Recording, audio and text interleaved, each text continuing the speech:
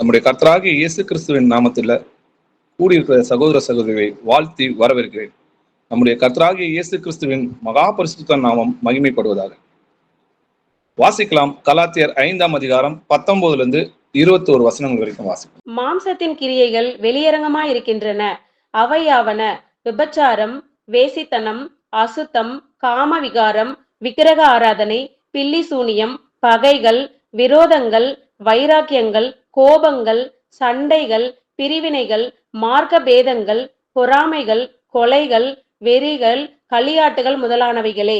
இப்படிப்பட்டவைகளை செய்கிறவர்கள் தேவனுடைய ராஜ்யத்தை சுதந்திரிப்பதில்லை என்று முன்னே நான் சொன்னது போல இப்பொழுதும் உங்களுக்கு சொல்லுகிறேன். ஆமென். மாம்சத்தின் கிரியைகள் வெளியரங்கமா இருக்கின்றன.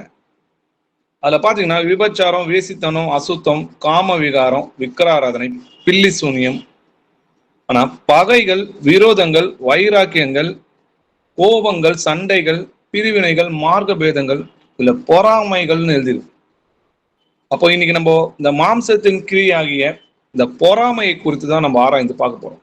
இதுல எந்த ஒரு கிரியை ஒரு மனுஷனுக்குள்ள இருந்தாலும் அவன் தேவனுடைய ராஜ்யத்தை சுதந்திரிப்பதில்லை என்று முன் நான் சொன்னது போலவே இப்போதும் உங்களுக்கு சொல்லுகிறேன்னு சொல்லி அதே வசனத்தை திரும்பவும் ரிப்பீட் பண்ணி என்ன பண்றாருன்னா ஆழமா சொல்றாரு, அதை உறுதி பண்றாரு இல்லையா?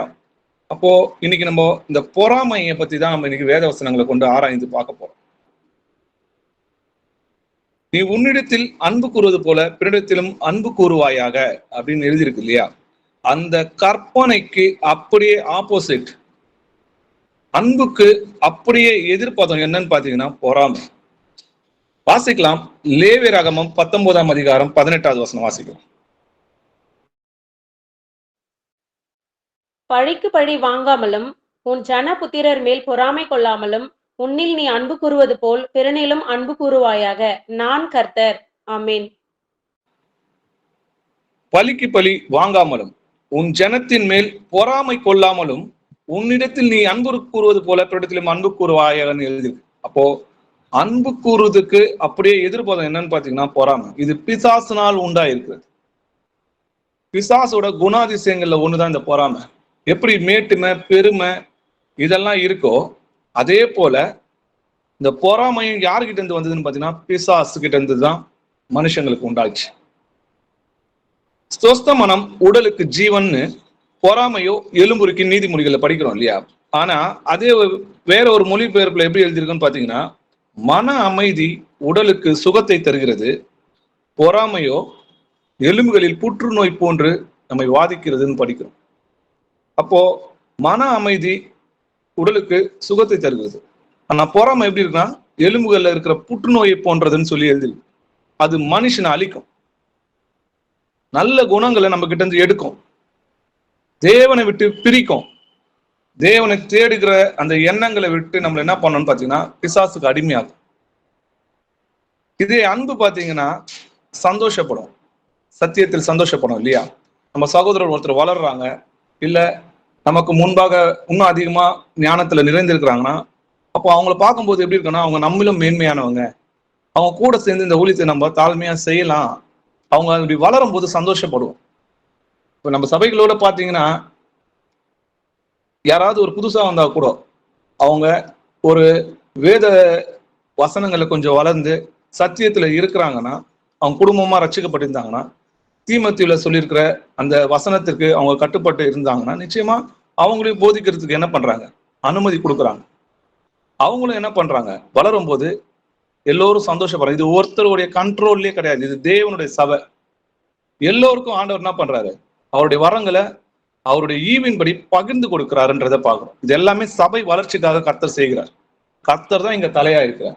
கர்த்தர் எல்லா இடத்துலயும் உங்களிடத்துல அன்பு கூறுவது போலதான் என்னிடத்துல அன்பு கூறுகிறார், என்னிடத்துல அன்பு கூறுவது போலதான் மற்றவங்க இடத்துலயும் அன்பு கூறுகிறார். அவர் பாரபட்சம் அல்லாத தேவன்றதை நம்ம பார்க்கிறோம். அப்போ மரம் நல்லது என்றால் கனிகளும் நல்லதுதான். அப்போ அப்பா நல்லவர்னா பிள்ளைகளும் எப்படி இருக்கணும், அவரால் பிறந்த பிள்ளைகளும் அவரை போலவே இருப்பாங்க இல்லையா? யோபு 5ஆம் அதிகாரம் 2வது வசனம் வாசிக்கலாம். கோபம் நிர்மூடனை கொல்லும், பொறாமை புத்தி இல்லாதவனை அதம் பண்ணும். ஆமென்.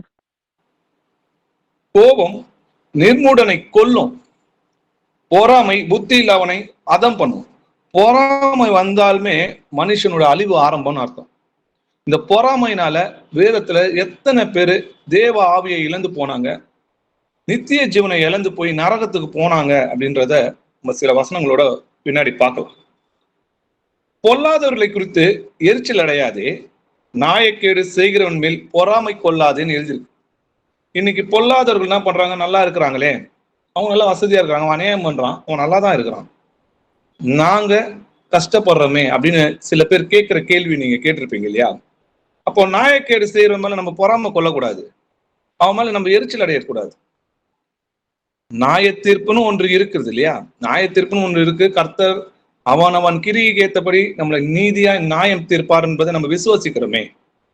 அப்போ நியாயத்தீர்ப்பு உண்டு அப்படின்ற விசுவாசிக்கிற நமக்கு நிச்சயமா கர்த்தர் நமக்கு நீதி செய்வாரே. கொஞ்ச காலம் பாடு அனுபவிக்கிற உங்களை ஆண்டவர் என்ன பண்ணாரு? நல்ல நித்திய ஜீவனுக்கு உங்களை கொண்டு போவார்னு சொல்லி வசனத்துல எழுதி இருக்குது. நீதிமொழிகள் 3ஆம் அதிகாரம் 31வது வசனம் வாசிக்கலாம். கொடுமை உள்ளவன் மேல் பொறாமை கொள்ளாதே, அவனுடைய வழிகளில் ஒன்றையும் தெரிந்து கொள்ளாதே. ஆமென். ஆமென். கொடுமை உள்ளவன் மேல் பொறாமை கொள்ளாதே என்றார். அதான் நம்ம ஏற்கனவே பார்த்தோம் இல்லையா? அவனுடைய வழிகளில் ஒன்றையும் என்ன பண்ணக்கூடாது? நம்ம தெரிந்து கொள்ளக்கூடாது. அது துன்மார்க்கனுடைய வழி. அவன் கொஞ்ச நேரம் பிரகாசிச்சுட்டு அப்புறம் இல்லாமல் போயிடுவான். அவன் விளக்கு அணைந்து போவன் வேதத்துல எழுதிருக்கு. ஆனா நம்மளோ கர்த்தரோட என்றென்றைக்கும் நிலைத்திருக்கும். அவரோட நம்ம என்றென்றைக்கும் வாழ போறோம். நம்மள ராஜாக்களும் ஆசாரியமாக்கினார். இந்த உலகத்துல பொல்லாங்கால் நிறைந்திருக்கிறதுனால அவனுடைய பிள்ளைகளால உண்டாக்கப்பட்டவங்க கொஞ்ச நாள் என்ன பண்றாங்க? பிரகாசிக்கிறாங்க. எங்களுடைய ராஜாவும் வருவார், அப்போ இவங்கெல்லாம் அணைந்து போடுவாங்க, நம்மளோ என்றென்றும் பிரகாசிப்போம். நீதிமொழிகள் 24ஆம் அதிகாரம் 1வது வசனம் வாசிக்கலாம். பொல்லாத மனுஷர் மேல் பொறாமை கொள்ளாதே, அவர்களோடே இருக்கவும் விரும்பாதே. ஆமென். இங்க என்ன சொல்றாரு? பொல்லாத மனுஷன் மேல் பொறாமை கொள்ளாத, அவர்களோட இருக்கவும் விரும்பாது. ஏற்கனவே ஒரு வசனம் பார்த்தோம், அவர்களுடைய வழிகளில் ஒன்றையும் என்ன பண்ணாத நீ தெரிந்து கொள்ளாதேன்னு பார்த்தோம். இங்க என்ன சொல்றாரு? அவர்களோட இருக்கவும் நீ என்ன பண்ணாத, விரும்பாது. உன் மனதை பாவிகள் மேல் பொறாமை கொள்ள விடாதே, நீ நாள்தோறும் கர்த்தரை பற்றும் பயத்தோடு இருன்னு எழுதியிருக்குது. கர்த்தர் நியாயத்தீர்ப்புன்னு ஒண்ணு இருக்குது. அந்த நியாயத்தீர்ப்புல கர்த்தர் நீதி செய்வார். சில காலம் இன்னைக்கு என்ன பண்றோம்? அந்த உபத்திரங்களால நம்ம துன்பப்படுகிறோம். ஆனா நமக்கு கிடைக்க போற மகிமை மகா பெருசு இல்லையா? கிறிஸ்துவின் சிந்தையை நமக்குள்ளவும் இருக்கணும். கிறிஸ்து ஏன் பூமியில பாடுபட்டாருன்னா, அவருடைய ராஜ்யத்துல அவருடைய பிள்ளைகளை கொண்டு வந்து சேர்க்க போறோம். அவரோட மகிமையில பிள்ளைகளை கொண்டு வந்து சேர்க்க போறோன்றதுக்காக, அந்த சந்தோஷத்துக்காக அவருக்கு முன்னாடி ஒரு சந்தோஷம் இருந்துச்சு. அந்த சந்தோஷத்துக்காக தான் இந்த பாடுகள் எல்லாம் சகித்து அவமானத்தை எண்ணாம சிலுவையில தன்னை ஒப்பு கொடுத்தார். நமக்கும் கிறிஸ்துவின் சிந்தையே இருக்கணும். நமக்கு கிடைக்க போறது மகா பெரிய கிருபை. நமக்காக ஜீவனை கொடுத்த கர்த்தரோடே நம்ம இருக்க போறோம். ஆபிரகாம், ஈசாக்கு, யாக்கோபு பண்ற பரிசுத்தவான்களோட வாழ போறோம். அப்படி இருக்கும்போது இந்த சின்ன சின்ன உபத்திரங்களினாலையும் இல்ல துன்மார்க்கன் வாழும் போதும் அவங்க மேல பொறாமை கொள்ளக்கூடாது. நம்ம அவங்களோட வழியை நம்ம ஒன்றும் தெரிந்துக்க கூடாது, அவர்களோட இருக்கவும் நம்ம விரும்பக்கூடாது, அவர்களை விட்டு விலகுன்னு சொல்லி வேதத்துல எழுதியிருக்கு. சங்கீதம் 37ஆம் அதிகாரம் 7வது வசனம் வாசிக்கலாம். கர்த்தரை நோக்கி அமர்ந்து அவருக்கு காத்திரு, காரிய சித்தியுள்ளவன் மேலும் தீவினைகளை செய்கிற மனுஷன் மேலும் எரிச்சலாகாதே. ஆமென். ஆமென். நம்மளுக்கு ஒரு காரியம் தேவை, ஒரு காரியம் நடக்கணும்னா நம்ம என்ன பண்ணணும்? முதலாவது விண்ணப்பத்தோடும் ஸ்தோத்திரத்தோடும் தேவனுக்கு அதை தெரியப்படுத்தணும். அப்புறம் கர்த்தருக்கு காத்திருக்கணும். கர்த்தரை நோக்கி அமர்ந்திரு, கர்த்தருக்கு காத்திரு. அப்போ கர்த்தரை என்ன பண்ணுவாரு? அதை நமக்கு வாய்க்க செய்வார். நமக்கு என்ன தேவைன்றது அவர் அறிந்திருக்கிறார். நம்ம தலைமுடியெல்லாம் அவர் எண்ணப்பட்டிருக்குதுன்னு வேதத்துல எழுதிருக்கு. அப்போ காரிய சித்தியம் உள்ளவன் மேல் பொறாமை கொள்ளக்கூடாது. தீவினை செய்கிற மேல நம்ம எரிச்சல் அடையக்கூடாது. இவன் என்ன பண்ணாலும் அவனுக்கு கிடைக்குதே, நம்மளுக்கு கிடைக்கலையே அப்படின்னு நினைக்கக்கூடாது. ஏன்னா நம்ம கர்த்தருக்காக காத்திருக்கிறோம். நமக்கு என்ன தேவைன்னே நமக்கு தெரியாது. கர்த்தர் தன் பிள்ளைகளுக்கு என்ன தேவையோ அதை நிச்சயமா அவங்களுக்கு கொடுக்குறாருன்றதை நம்ம புரிஞ்சுக்கணும். பிரசங்கி சொல்றத பாருங்க. மனுஷர் படும் எல்லா பிரயாசமும் பயன்படும் எல்லா கிரியையும் அயனாளுடைய பொறாமைக்கு ஏதுவாயிருக்குதை நான் கண்டேன், இதுவும் மாயையும் மனசுக்கு சஞ்சலமுமா இருக்கு. அப்போ உலகம் முழுவதுல போடுற பிரயாசத்துல எல்லாம் என்ன இருக்குன்னு பாத்தீங்கன்னா, எல்லா கிரியையிலும் பக்கத்துல இருக்கிறவனை பார்த்து பொறாமை கொள்றதுதான் நான் பாக்குறேன்றாரு. எல்லாமே பொறாமைக்கு ஏதுவா இருக்குதுன்றார் இல்லையா? இதைத்தான் யோவான் என்ன சொல்றாரு, உலகம் முழுவதும் பொல்லாங்கால் நிறைந்து இருக்கிறதுன்ற. இந்த உலகத்துல அப்படிதான் இருக்கிறாங்க இல்லையா? ரேஸ் மாதிரி அவங்களோட நான் பெரிய ஆள் ஆகணும், இவங்களோட நான் பெரிய ஆள் ஆகணும், பக்கத்து வீட்டுல எதுனா வாங்கிட்டா நம்மளும் அதே வாங்கணும், அவங்களுக்கு முன்னாடி நம்ம வாழணும். யாருக்கு முன்னாடி உத்தமமா இருக்கணும்? கர்த்தருக்கு முன்னாடி நம்ம எப்படி இருக்கிறோம்? கர்த்தருக்கு முன்னாடி உண்மையா இருக்கிறோமா? மன மகிழ்ச்சியா இருக்கிறோமா? கர்த்தரிடத்துல நீங்க அவர்கிட்ட பேசுறீங்களா? உங்களுக்கும் அவருக்கும் சமாதானம் இருக்குதா? அவர்கிட்ட ஆலோசனை கேட்குறீங்களா? என்ன செய்யணும் பண்றத கேட்குறீங்களா? அவர் கூட ஜெபம் பண்றீங்களா? ஃபேமிலி ப்ரேயர் பண்றீங்களா? அவர் கூட மன மகிழ்ச்சியா இருக்கிறீங்களா? இதுதாங்க சந்தோஷம். நம்ம கர்த்தரிடத்துல அன்பு கூறணும், கர்த்தருடைய பிள்ளைகளிடத்திலும் அன்பு கூறணும். பிரசங்கி 9ஆம் அதிகாரம் 6வது வசனம் வாசிக்கலாம். அவர்கள் சிநேகமும் அவர்கள் பகையும் அவர்கள் பொறாமையும் எல்லாம் ஒளிந்து போயிற்று. சூரியனுக்கு கீழே செய்யப்படுகிறது ஒன்றிலும் அவர்களுக்கு இனி என்றைக்கும் பங்கில்லை. ஆமென். அவர்கள் சிநேகமும் அவர்கள் பகையும் அவர்கள் பொறாமையும். அவர்கள் சிநேகம் இந்த உலகத்தின் சிநேகம், அவர்களுடைய பகை, அவங்க பொறாமை எல்லாமே ஒளிந்து போகும். அன்பு மட்டும்தான் என்றென்றைக்கும் நிலைத்திருக்கு. நம்ம ஏற்கனவே பார்த்தோம் இல்லையா? பொறாமை எலும்புகளில் உள்ள புற்றுநோயை போன்றது. அது என்ன பண்ணும்? ஒரு மனுஷனுக்குள்ள வந்துச்சுன்னா அவனை மொத்தமா அழிச்சு நரகத்துக்கு கொண்டு போகும். இப்படி பொறாமைனால விழுந்து போனவங்களை வேதத்துல இருந்து சில பேரை நம்ம ஆராய்ந்து பார்க்கலாம். அதுல காயின்னு தான் முதல்ல பொறாமையை விதைத்தது பிசாசு. பொல்லாங்கினால் உண்டான காயின் சொல்லி எழுதியிருக்கு இல்லையா? வாசிக்கலாம். 1 யோவான் 3ஆம் அதிகாரம் 12வது வசனம் வாசிக்கலாம். பொல்லாங்கானால் உண்டாயிருந்து தன் சகோதரனை கொலை செய்த காயினை போல் இருக்க வேண்டாம். அவன் எது நிமித்தம் அவனை கொலை செய்தான்? தன் கிரியைகள் பொல்லாதவைகளும் தன் சகோதரனுடைய கிரியைகள் நீதியுள்ளவைகளுமா இருந்தது நிமித்தம் தானே. ஆமேன். ஆமேன். பொல்லாங்கனால் உண்டாயிருந்து தன் சகோதரனை கொலை செய்த காயினை போல இருக்க வேண்டாம். அப்போ காயின் யாரால உண்டாயிருக்கிறான்? பிசாசினால் உண்டாயிருக்கிறான்னு சொல்லி எழுதியிருக்கலையே. அவன் எதனால அவன் கொலை செஞ்சானா? தன் சகோதரனுடைய கிரியை நீதி உள்ளதாய் இருந்ததுனாலையும் இவனுடைய கிரியை பொல்லாததும் இருந்ததுனால. அப்போ ஆண்டவர் காயினோட காணிக்கையை ஏற்றுக்கொள்ளல. அதே பார்த்தீங்கன்னா ஆபேலோட காணிக்கையை ஏற்றுக்கொள்கிறார் இல்லையா? அதனால அவனுக்கு என்ன ஆச்சுன்னா எரிச்சல் அடைகிறான். எரிச்சல் அடைஞ்சுதான் பொறாமைனால்தான், என்னடா ஆபேல் மட்டும் அவனோட காணிக்கை மட்டும் ஏத்துக்கிறாரு அப்படின்னு பொறாமைனாலதான் என்ன பண்ணான்? ஆபேலை கொலை செஞ்சு. அந்த வசனம் வேணா நம்ம படிக்கலாம். ஆதியாகமம் 4ஆம் அதிகாரம் 3-8 வசனங்கள் வரைக்கும் வாசிக்கலாம். சில நாள் சென்ற பின்பு காயின் நிலத்தின் கனிகளை கர்த்தருக்கு காணிக்கையாக கொண்டு வந்தான். ஆபேலும் தன் மந்தையின் தலையீச்சுகளிலும் அவைகளில் கொழுமையானவைகளிலும் சிலவற்றை கொண்டு வந்தான். ஆபேலையும் அவன் காணிக்கையையும் கர்த்தர் அவன் காணிக்கையையும் அவர் அங்கீகரிக்கவில்லை. அப்பொழுது காயினுக்கு மிகவும் எரிச்சல் உண்டாகி அவன் முகநாடி வேறுபட்டது. அப்பொழுது கர்த்தர் காயினை நோக்கி, உனக்கு ஏன் எரிச்சல் உண்டாயிற்று? உன் முகநாடி ஏன் வேறுபட்டது? நீ நன்மை செய்தால் மேன்மை இல்லையோ?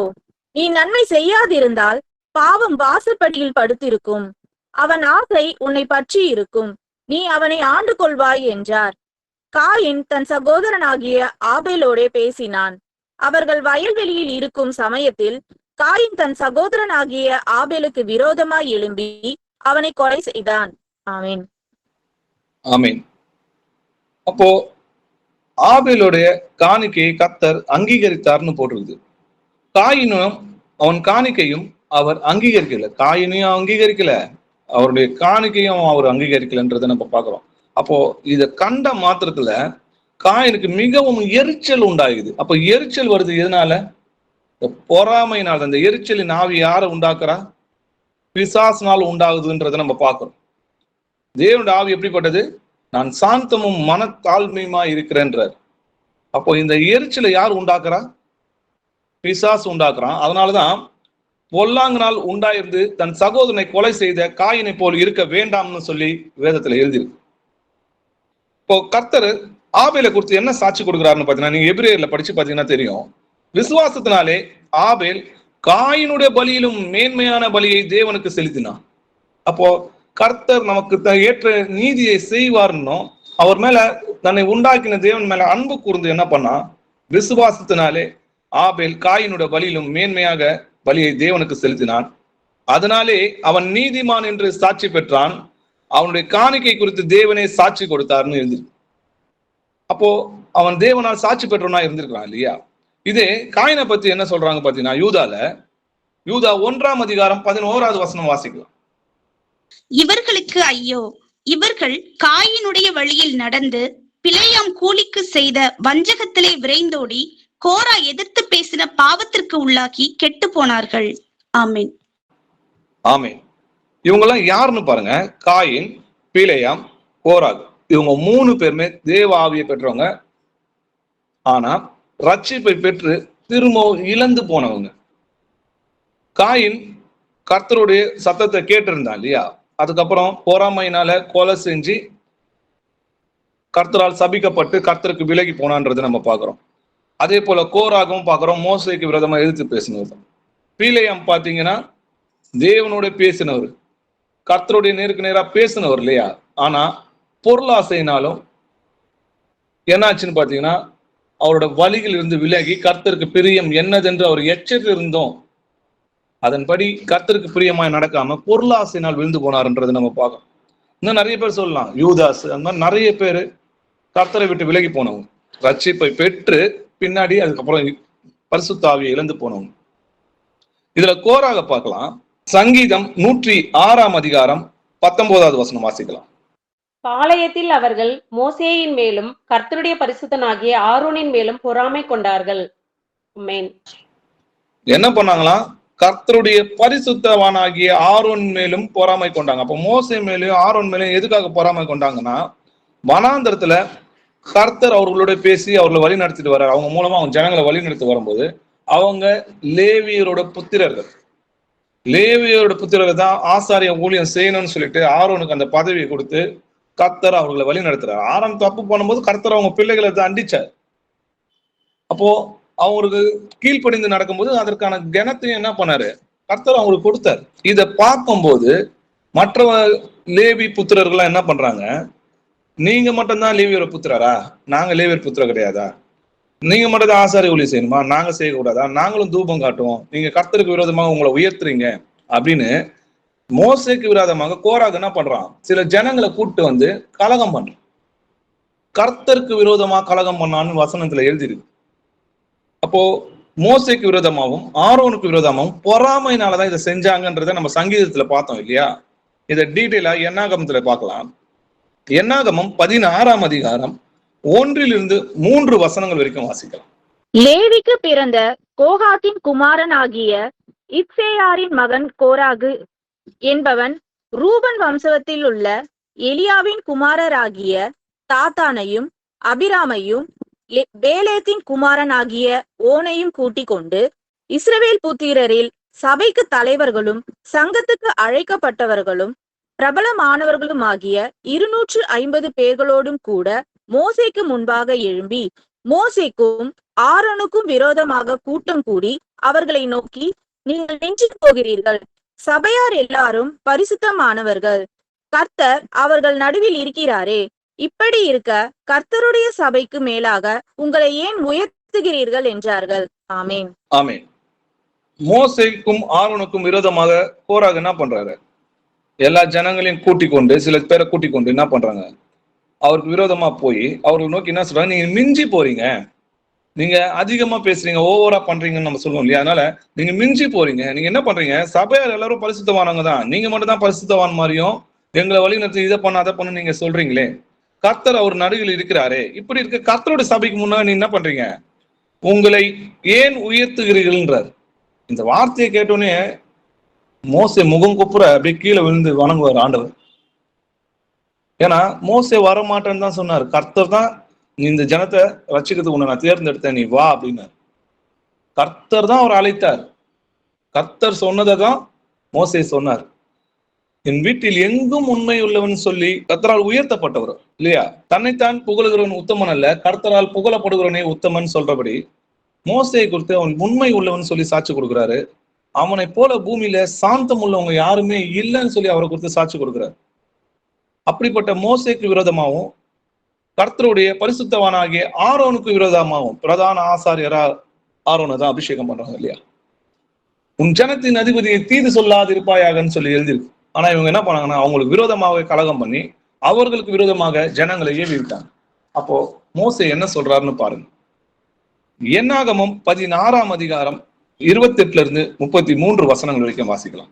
அப்பொழுது மோசே, இந்த கிரியைகளை எல்லாம் செய்கிறதற்கு கர்த்தர் என்னை அனுப்பினார் என்றும் அவைகளை நான் என் மனதின்படியே செய்யவில்லை என்றும் நீங்கள் எதினாலே அறிவீர்கள் என்றால், சகல மனிதரும் சாகிறபடி இவர்கள் செத்து சகல மனிதருக்கும் நேரிடுகிறது போல இவர்களுக்கும் நேரிட்டால் கர்த்தர் என்னை அனுப்பவில்லை என்று அறிவீர்கள். கர்த்தர் ஒரு புதிய காரியத்தை நேரிட செய்வதால் பூமி தன் வாயை திறந்து இவர்கள் உயிரோடே பாதாளத்தில் இறங்கத்தக்கதாக இவர்களையும் இவர்களுக்கு உண்டான யாவையும் விழுங்கி போட்டதேயானால் இந்த மனிதர் கர்த்தரை அவமதித்தார்கள் என்பதை அறிந்து கொள்வீர்கள் என்றான். அவன் இந்த வார்த்தைகளை எல்லாம் சொல்லி முடித்தவுடனே அவர்கள் நின்றிருந்த நிலம் பிளந்தது. பூமி தன் வாயை திறந்து அவர்களையும் அவர்கள் வீடுகளையும் கோராகுக்குரிய எல்லா மனிதரையும் அவர்களுக்கு உண்டான சகல பொருட்களையும் விழுங்கி போட்டது. அவர்கள் தங்களுக்கு உண்டானவை எல்லாவற்றோடும் உயிரோடே பாதாளத்தில் இறங்கினார்கள். பூமி அவர்களை மூடிக்கொண்டது. இப்படி சபையின் நடுவில் இருந்து அழிந்து போனார்கள். ஆமென்.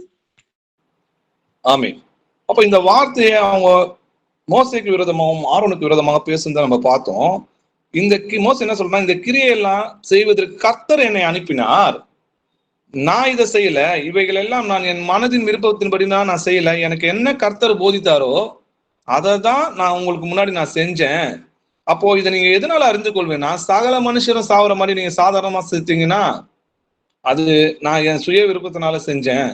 இதே பூமி உங்களை வாரி கொண்டு போற மாதிரி கர்த்தர் செய்தாருன்னா அப்போ நீங்க கர்த்தரை அவமதித்தீங்கன்னு இந்த ஜனங்கள் எல்லாம் அறிஞ்சு கொள்வாங்க. இந்த மனிதர் கர்த்தரை அவமதித்தார்கள் என்பதை இதனாலே நீங்க அறிந்து கொள்வீங்கன்னு மோசே சொல்லும் போது, அந்த வார்த்தையை சொல்லி முடித்த உடனே அவர்கள் நின்று இந்த நிலம் என்ன பண்ணுது, ரெண்டா பிளந்து அவங்க வீடு, அவங்களுக்குரியவங்க மனுஷங்க சகல பொருட்களையும் எல்லாத்தையும் என்ன பண்ணுச்சு, பாதாளத்துல இறக்குறாரு. பூமி அவர்களை மூடிக்கொண்டது. இப்படி சபையின் நடுவில் இருந்து அழிந்து போனார்கள் எழுதியிருக்கு. காயின் அழிந்ததும் பொறாமையினாலதான், கோராகு அழிந்ததும் பொறாமையினாலதான். இந்த பொறாமை நம்மளை அழிக்கும். அது எலும்புரிக்கையை போல புற்றுநோயை போல இருந்து மனுஷனோட ஆத்துமாவை அழித்து போடும். அது நரகத்துக்கு கொண்டு போகிற வழி. அது பிசாசோட எப்படி அன்பு இருக்கிறவன் தேவனோட இருக்கிறான்னு சொல்லி எழுதியிருக்கல, அதே போல பொறாமை உள்ளவன் பிசாசோட பிள்ளையா இருக்கிறான்றதை நம்ம புரிஞ்சுக்கணும். அந்த மாம்சத்தின் கிரியைகள் அனைத்துமே பிசாசோட தான். இதுல பொறாமை தான் இருக்கிறதுலே ஆண்டவரோட கட்டளைகள் விரோதமானது. இப்ப யோசேப்பை பார்க்கலாம். யோசேப்பை எதனால அவங்க சகோதரர்கள் பகைத்தாங்கன்னு நினைக்கிறீங்க? பொறாமை தான். யோசேப்பு மேல அவங்க பொறாமை கொண்டாங்க. வாசிக்கலாம். அப்போஸ்தலர் 7ஆம் அதிகாரம் 9வது வசனம் வாசிக்கலாம். அந்த கோத்திர பிதாக்கள் பொறாமை கொண்டு யோசேப்பை எகிப்துக்கு கொண்டு போகும்படியாக விற்று போட்டார்கள். ஆமென். அப்போ அந்த கோத்திர பிதாக்கள் எதனால யோசேப்பை விற்று போட்டாங்க? பொறாமைனாலதான் இல்லையா? அது கொஞ்சம் வசனங்களோட பார்க்கலாம். ஆதியாகமம் 37ஆம் அதிகாரம் 3-5 வசனங்கள் வரைக்கும் எடுங்க. இஸ்ரவேல் முடிவிலே யோசேப்பு தனக்கு பிறந்ததினால் இஸ்ரவேல் தன் குமாரர் எல்லாரிலும் அவனை அதிகமாய் நேசித்து அவனுக்கு பல வருணமான அங்கியை சேர்த்தான். அவனுடைய சகோதரர் எல்லாரிலும் அவனை தங்கள் தகப்பன் அதிகமாய் நேசிக்கிறதை அவன் சகோதரர் கண்டபோது அவனுடைய பட்சமாய் பேசாமல் அவனை பகைத்தார்கள். யோசேப்பு ஒரு சொப்பனம் கண்டு அதை தன் சகோதரருக்கு அறிவித்தான். அது நிமித்தம் அவனை இன்னும் அதிகமாய் பகைத்தார்கள். ஆமேன். ஆமேன். யோசேப்பு முதிர் வயதுல யாக்கோப்புக்கு பிறந்ததுனால எல்லா குமாரனை காட்டிலும் என்ன பண்ணாருன்னா யோசேப்பை அதிகமா நேசிக்கிறார். எப்பவுமே அந்த கடைசி பிள்ளைகள் எல்லாம் அதிகமா நேசிப்பாங்க இல்லையா? அதனால அவர் என்ன பண்றாரு, அவருக்கு இருக்கிற பல வர்ணமான அங்கியை என்ன பண்றாரு, யோசேப்பு கொடுத்து அழகு பார்க்கிறாரு. தங்கள் தகப்பன் அதிகமாய் நேசிக்கிறது மற்ற சகோதரர்களை அவரை பார்க்கும்போது அவனுடைய பட்சமாய் பேசாமல் அவனை பகைத்தார்கள்னு எழுதியிருக்கு இல்லையா? அவன் மேல பொறாம கொண்டாங்கன்னு அப்போஸ்தலர்ல நம்ம பாக்குறோம். யோசேப்பு ஒரு சொப்பனம் கண்டு அதை தன் சகோதரனுக்கு அறிவித்தான். அது நிமித்தம் அவங்களுக்கு என்ன வருது, இன்னும் நாங்களும் உங்ககிட்ட வணங்கணுமா? உங்க சொப்பனத்தோட அர்த்தம் தானே, நாங்க உங்களை தாஸ்தனமா வணங்கணுமா அப்படின்றத அதை கேள்விப்பட்ட மாதிரி அவங்களுக்கு இந்த பொறாமை என்ன பண்ணுது, வெளியே பகையா வருது. பொறாமையினால்தான் கொலை செய்வாங்க. இந்த பொறாமை தான் ஒரு சகோதரனை கொலை செய்யறதுக்கான இருதயத்தை உண்டாக்குது. அப்படிப்பட்ட ஒரு பொல்லாத இருதயம் ஒருவனுக்கும் உண்டாயிருக்க வேண்டாம். ஆதியாகமம் 37ஆம் அதிகாரம் 7-8 வசனங்கள் வரைக்கும் வாசிக்கலாம். நாம் வயலில் அறுத்த அரிகளை கட்டி கொண்டிருந்தோம். அப்பொழுது என்னுடைய அரிக்கட்டு நிமிர்ந்திருந்தது. உங்கள் அரிக்கட்டுகள் என் அரிக்கட்டை சுற்றி வணங்கி நின்றது என்றான். அப்பொழுது அவன் சகோதரர் அவனை பார்த்து, நீ எங்கள் மேல் துரைத்தனம் பண்ணுவாயோ, நீ எங்களை ஆள போகிறாயோ என்று சொல்லி அவனை அவன் சொப்பனங்களின் நிமித்தமும் அவன் வார்த்தைகளின் நிமித்தமும் இன்னும் அதிகமாய் பகைத்தார்கள். ஆமீன். ஆமீன். அவரோட அரிக்கட்டு நிக்கிறதாவும் மற்ற அரிக்கட்டெல்லாம் அவரை வணங்குறது போலையும் அவர் சொப்பனம் கண்டது அதை அறிவிக்கிறாரு. அதை கேட்டவனே உங்களுக்கு என்ன ஆகுதுன்னா அதிகமா பகைத்தாங்கன்னு சொல்லி பகைத்தாங்கன்னா அது இன்னும் இருக்கு. அந்த அவங்களுக்குள்ள இருந்த அந்த பொறாமை பகையா உண்டாக்குது. அதுதான் வெளியே வரும். இருதயத்தின் நினைவுனால் என்ன பண்ணும்? வாய் பேசும். அப்ப அவங்களுக்குள்ள அந்த பொறாமை புகையிறதுனால வெளியே என்ன பண்ணுவாங்க? அந்த வார்த்தையை அவங்க கக்குவாங்கன்றதை நம்ம பாக்குறோம் இல்லையா? ஆதியாகமம் 37ஆம் அதிகாரம் 11வது வசனம் வாசிக்கலாம். அவன் சகோதரர் அவன் மேல் பொறாமை கொண்டார்கள். அவன் தகப்பனோ அவன் சொன்னதை மனதிலே வைத்துக் கொண்டான். ஆமேன். ஆமேன். அவன் சகோதரரோ அவன் மேல் பொறாமை கொண்டாங்க. ஆனா அவன் தகப்பன் என்ன சொல்றாரு? யோசிக்கிறாரு இல்லையா? அந்த அன்பு இருக்கிறதுனால அவருக்கு மேல அன்பு என்ன பண்ணும்? சகலத்தையும் சகிக்கும். சகலத்தையும் என்ன பண்ணும்? நம்பும். அதனால தன் பிள்ளை இந்த மாதிரி கனவு காண்றாரு, அதுக்கு என்னமா இருக்கும் அப்படின்னு தன் இருதயத்துல சிந்திக்கிறாரு. ஆனா அவங்க சகோதரனுக்கு என்ன ஆகுதுன்னா பொறாம வருதுன்றதை நம்ம பாக்குறோம். ஆதியாகமம் 37ஆம் அதிகாரம் 18-20 வசனங்கள் வரைக்கும் வாசி. அவர்கள் அவனை தூரத்தில் வர கண்டு அவன் தங்களுக்கு சமீபமாய் வரும் முன்னே அவனை கொலை செய்யும்படி சதியோசனை பண்ணி ஒருவரை ஒருவர் நோக்கி, இதோ சொப்பனக்காரன் வருகிறான், நாம் அவனை கொன்று இந்த குழிகள் ஒன்றிலே அவனை போட்டு ஒரு துஷ்ட மிருகம் அவனை பட்சித்தது என்று சொல்லுவோம், வாருங்கள், அவனுடைய சொப்பனங்கள் எப்படி முடியும் என்று பார்ப்போம் என்றார்கள். ஆமேன். ஆமேன். அவங்க அப்பா என்ன பண்றாரு? சகோதரர்கள் ஆடு மேய்க்க போயிருக்காங்க இல்லையா? அவங்க வரத்துக்கு தாமதமாச்சு. அவங்க எங்க ஆடு மேய்க்கிறாங்க, என்ன பண்றாங்க, போய் பார்த்துட்டு வா. எப்பவுமே யோசிப்புக்கு இது ஒரு பழக்கம். அவங்க அப்பா அனுப்பும் போது இவங்க என்ன பண்றாங்கன்றது செய்தியை அப்பாவுக்கு அறிவிப்பார். அவர் தகப்பனுக்கு உண்மை உள்ளவராக இருந்தார். ஆனா அவங்க மற்ற சகோதரர்லாம் பாத்தீங்கன்னா கொஞ்சம் கீழ்ப்படியாத மாதிரிதான் இருந்தாங்க இல்லையா? ஆனா அவன் சொப்பனக்காரன் வர்றதை பார்த்து ஏற்கனவே அவங்களுக்கு எரிச்சலும் பொறாமையும் இருந்துச்சு இல்லையா? அவன் தூரத்துல இவங்க என்ன பண்றாங்க, எங்க இருக்கிறாங்கன்றது தேடி வரும்போது, அவன் தூரத்துல இருந்து வரும்போதே அவன் சமீபமா வர்றதுக்கு முன்னாடி இவங்க என்ன சொல்றாங்க? அவனை கொலை செய்யும்படி சதி யோசனை பண்ணி ஒருவரை ஒருவர் நோக்கி, இதோ சொப்பனக்காரன் வருகிறான், நம்ம என்ன பண்ணலாம், அவனை கொன்று அந்த குழிகளில் ஒன்றில் அவனை போட்டு துஷ்ட மிருகம் அவனை பச்சதுன்னு அப்பா கேட்டா சொல்லிக்கலாம் அப்படின்னு இந்த எண்ணத்தை பிசாசு உண்டாக்குறான் பிரதர். கூட பிறந்த சகோதரனை கொலை செய்யும்படி இந்த பொறாமை உண்டாக்குது. என்ன பொறாமை யோசிச்சு பாருங்க. மிஞ்சி போனா அந்த வஸ்திரத்தை தகப்ப என்ன பண்றாரு? அவன் சின்ன பையனா இருக்கிறானேன்னு சொல்லிட்டு அவனுக்கு கொடுக்குறாரு. இந்த ஒரு சின்ன காரியம் பிசாசு எப்படி புகஞ்சு அவனை கொலை செய்யணும்ன்றது எண்ணத்தை மற்ற எல்லா சகோதரர்களுக்கும் அதை உண்டாக்குதுன்னா இந்த பொறாமை எவ்வளவு கொடுமையானதுன்றதை பாருங்க. அது பிசாசோட முழு கிரியை. அது அவன் உள்ள வந்துட்டானா என்ன பண்ணுவானா? கொலை செய்ய தூண்டுவான், தன் சகோதரனை பகைக்க தூண்டுவான். நல்லா பாருங்க, 20 வெள்ளி காசுக்கு கடைசியில் என்ன பண்றாங்க? யோசேப்பை எகிப்துக்கு வித்து போடுறாங்க இல்லையா? அப்போ 20 வெள்ளி காசுக்கு தன்னுடைய சகோதரனை வித்து போடுற அளவுக்கு அந்த பொறாமை என்ன பண்ணுச்சு? தன் சகோதரனை பகைக்க ஆரம்பிச்சிச்சு இல்லையா? ஆனா யோசேப்பு ஒரு சொப்பனம் கண்டார் இல்லையா? அந்த சொப்பனம் பலிக்குது. ஆனா யோசேப்பு அவங்க சகோதரன் மேல எரிச்சல் அடையில, கோபம் கொள்ள, அதுக்கு பதில் அவர் எப்படி இருந்தார்னு பாத்தீங்கன்னா அவர்கள் மீது முழு இருதயத்தோடு அன்பு செலுத்தினார்.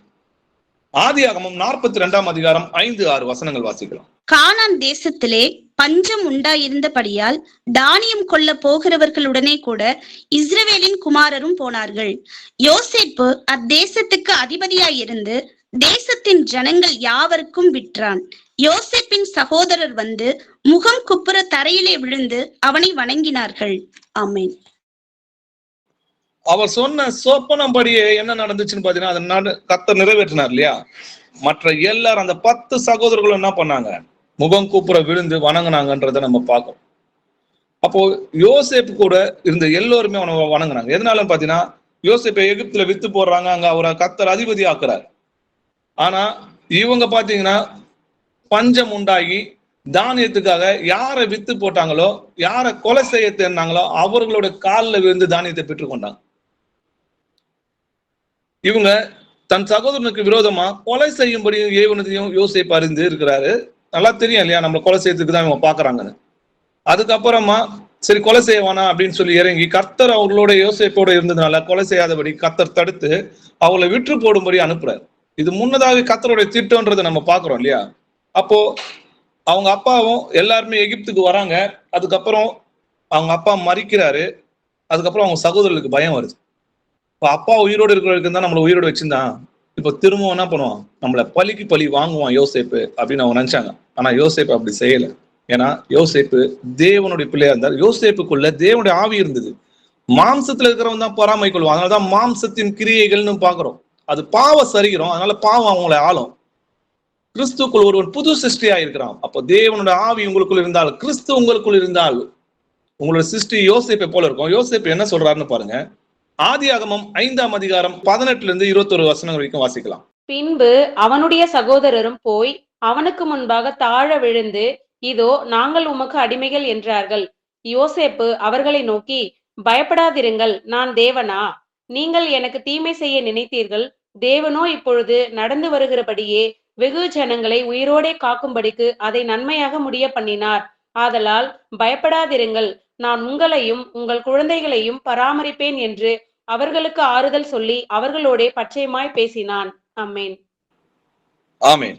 திரும்பவும் அவங்க என்ன பண்ணாங்க, நாங்க உனக்கு முன்னாடி நாங்க அடிமையா இருக்கிறோம் போது யோசேப்பு சொல்றான், பயப்படாதீங்க, நான் தேவனா? நீங்க என்ன பண்ணுங்க, கர்த்தருக்கு அடிமையா இருங்க. நீங்க எனக்கு தீமை செய்ய நினைச்சீங்க, ஆனா தேவனும் எனக்கு நன்மை செஞ்சாரு. அதே போல நானும் என்ன பண்ணுவேன், நீங்க தீமைக்கு யோசேப்பு என்ன பார்த்தீங்கன்னா பலிக்கு பலி வாங்கல, தேவ ஆவி உள்ளவங்க நன்மை செய்தார்கள், உங்கள் சத்துருக்களை சிநேகிங்கள்னு சொல்லி இருக்கு. அப்படி இருக்கும்போது நீங்க என்னோட சகோதரராச்சே, நான் உங்களை சிநேகிப்பேன், உங்களை நான் பார்த்துப்பேன், உங்க பிள்ளைகளை நான் பார்த்துப்பேன் அப்படின்னு சொல்லி அவங்களுக்கு ஆறுதல் சொல்லி அவங்களோட அன்பா பேசினார். அவங்களுடைய குற்றங்களை சொல்லி காட்டல. அந்த இடத்துல என்ன சொல்லுவார்னா, தேவன் ரட்சிப்பை வழி உண்டாக்கும்படி என்னை முன்னதாக அனுப்புனாரு, அதனால நீங்க தப்பா நினைச்சு கவலைப்படாதீங்க உங்க குற்றத்தை குறித்து அப்படின்னு சொல்லி அவங்களோட குற்றங்களை சொல்லி காட்டல. அதுதான் தேவ ஆவி உள்ள யோசேப்பு. அதனாலதான் கர்த்தர் பாத்தீங்கன்னா யோசேப்பை எகிப்துல மட்டும் ஆசீர்வதிக்கல, சிரேஷ்ட புத்திர பாகத்தை யோசேப்புக்கு தான் கொடுக்குறாரு. நல்லா பாருங்க, முதல் பையனுக்கு தான் சிரேஷ்ட புத்திர பாகம். 2 பங்கு பாகம் யாருக்கு வரணும்னா முதல் பையனுக்கு தான் வரணும். அப்போ யார் முதல் பையனா ரூபனுக்கு தான் கொடுக்கணும் இல்லையா. ஆனா இங்க சிரேஷ்ட புத்திர பாகம் யாருக்கு யாக்கோப்பு கொடுக்குறாருன்னு பாத்தீங்கன்னா யோசேப்புக்கு தான் கொடுக்குறாரு, அவருடைய 2 பிள்ளைகளுக்கு. வாசிக்கலாம்.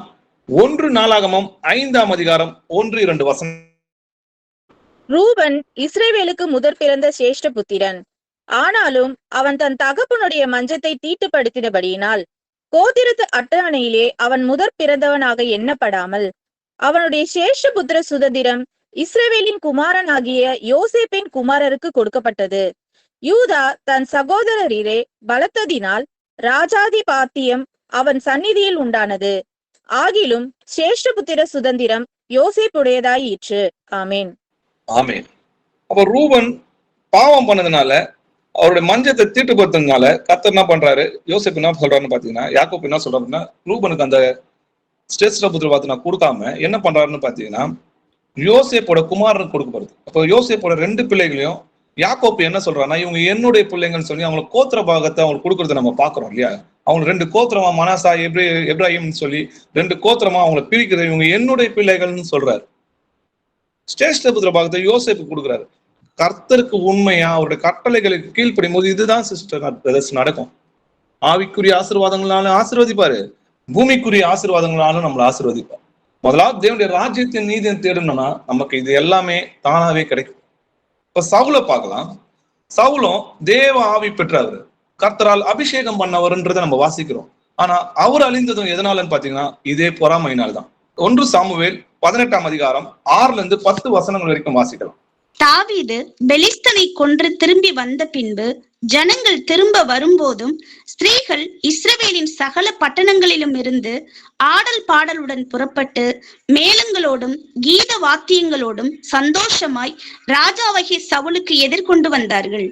அந்த ஸ்திரீகள் ஆடி பாடுகையில் சவுல் கொன்றது 1000, தாவீது கொன்றது 10000 என்று முறையாக பாடினார்கள்.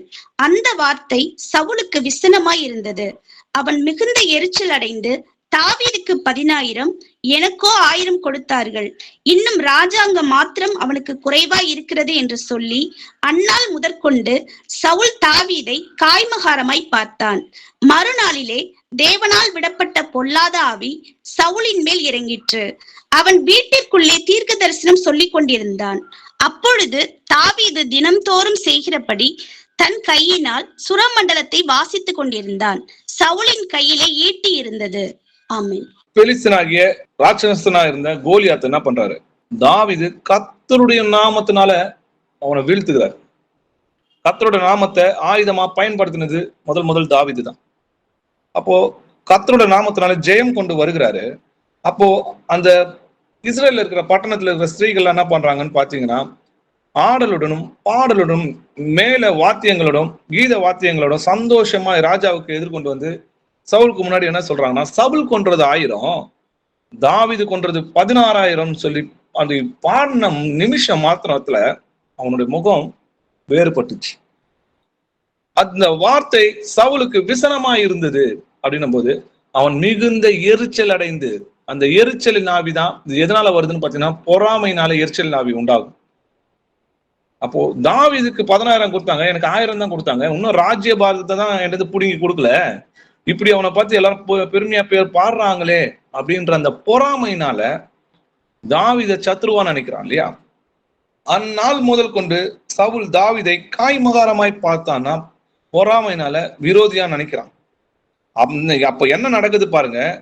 மறுநாளில் தேவனால் விடப்பட்ட பொல்லாத ஆவி சவுல் மேல இறங்குச்சு.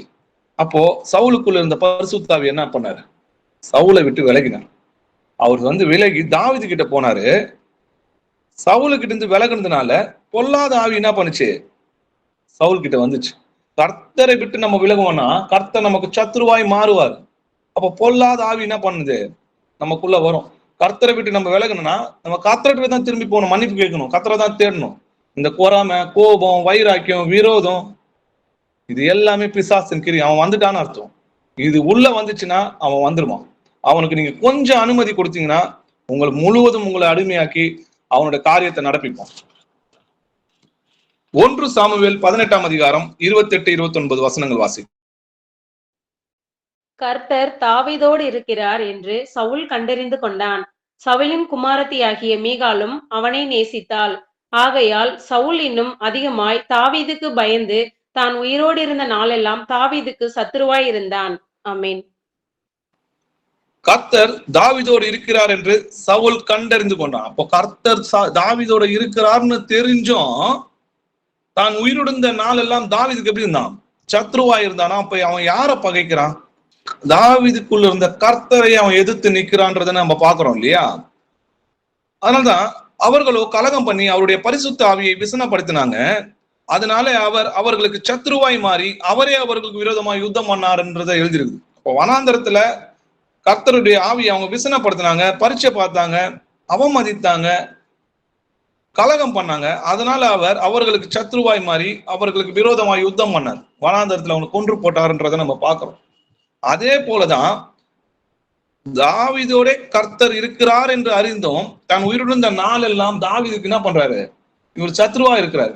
தாவீதுக்கு கொல்ல வாய்ப்பு இருந்தும் கர்த்தரால் அபிஷேகம் பண்ணப்பட்டவரை நான் கொல்ல மாட்டேன்னு சொல்லி 2 முறை தன் வாய்ப்பு கிடைத்திருந்தும் நான் கொல்லன்றத நான் உத்தமன்றத சவுலுக்கு வெளிப்படுத்தி இருந்தோம். அந்த பிசாசான அந்த பொறாமையினால் உண்டாகி அவனுக்கு என்ன பண்ணுதுன்னா அந்த எண்ணங்கள்ல இருந்து வெளியே வரவே முடியல சவுலால.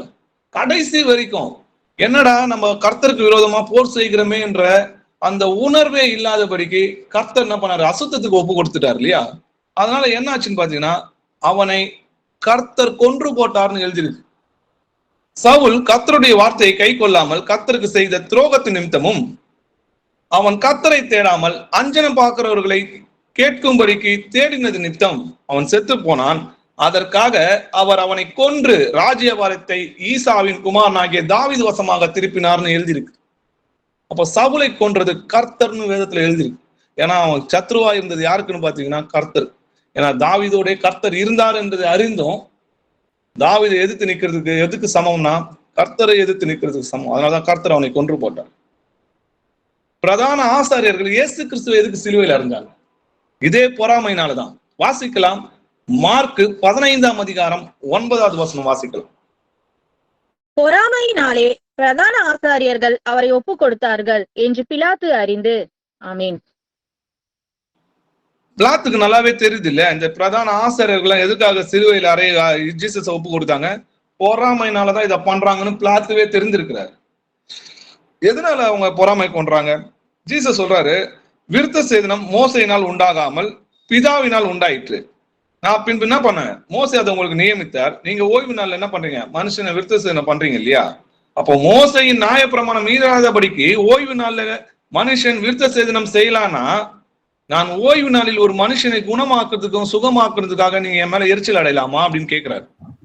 ஏன்னா ஓய்வு நாள்ல சுகப்படுத்துறதுனால அவங்களுக்கு என்ன ஆச்சு? எரிச்சல் அடைஞ்சிச்சு. அவங்க நியாயப்பிரமாணத்துக்கு விரோதமா செய்யறான்லாம் இல்ல.